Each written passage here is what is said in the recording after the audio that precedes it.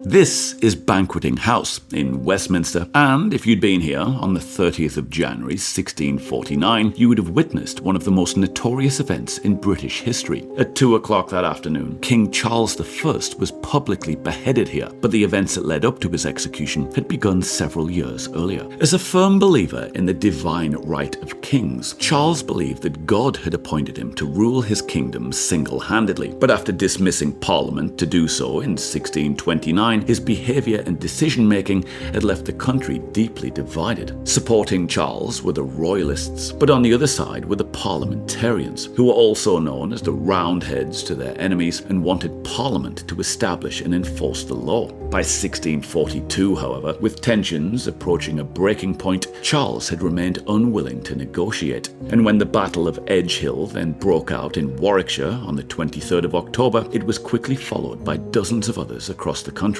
The English Civil War was now officially underway, but after 2.5 years of fighting, on the 14th of June 1645, Charles was taken prisoner after losing the Battle of Naseby in Northamptonshire. With his supporters fighting on regardless, however, it wasn't until 1648 that the Parliamentarians had finally been able to seize control of the country. But by that time, with more than 200,000 people dead, they were determined that Charles would be held accountable. On the 20th of January 1649, he was made to stand trial here at Westminster Hall, but all potentially sympathetic MPs had been forcibly removed. As a result, on the 27th, he was declared guilty of tyranny and treason and sentenced to death, and, with the date set for only 3 days away, was taken here to St. James's Palace to live out his final moments. When the fateful morning arrived, he was escorted to Banqueting House by Parliamentarian soldiers and, on stepping out onto the platform that had been erected in front of the building, gave a defiant speech to those gathered around him. Parliament